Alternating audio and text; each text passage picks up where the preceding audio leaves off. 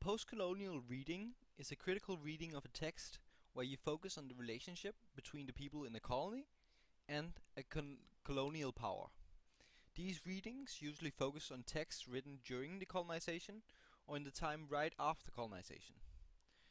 Critical texts written by the blacks under colonization are usually in the guise of an analogy, such as the fable The Gentleman of the Jungle, where the white people are portrayed as animals.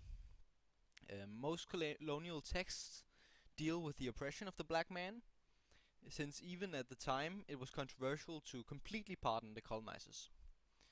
Seeing as all literature can be seen as an expression of the time they were written in, it can be very interesting to take a look at a text from the colonization period. And there are both texts that show the black man's oppression and their feelings of injustice, but also texts about the white man being justified or even being kind by helping the black man.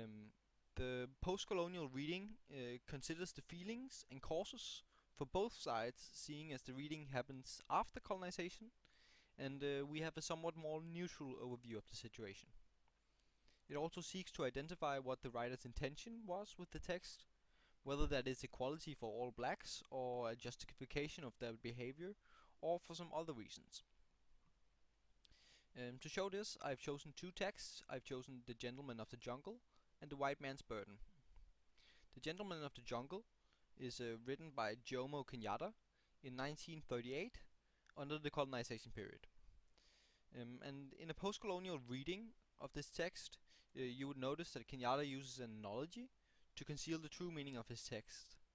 He likens the white colonizers to animals that are seemingly civilized, and the black man to a human stuck between the animals. You would also notice his very negative look on the colonization, seeing as the animals are being unjust towards the human several times in the story. And you can see in the end of the story, the human burns down all the animals, and thereby not only incenting the black man to be negative about the colonization, but to take action and aggressively seek out their homeland.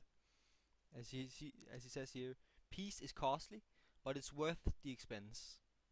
And they lived happily ever after. So to sum up, his intention with this text was to motivate blacks to take back their country, even if they had to resort to violence.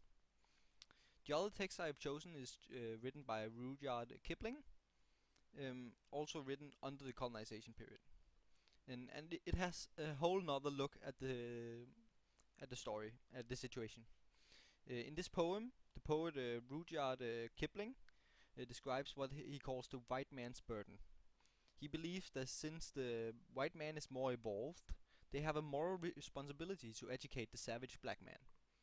Even if they have to send their sons and sacrifice their time, the black man, the so-called half devil, half child, isn't grateful, but even so, gaining nothing in return, it is the white man's duty to educate.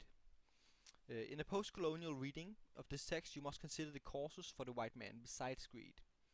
In this case, it might be the furthering of Christianity. Even if they get no reward in life, the white man still will get a reward in heaven for helping the black man.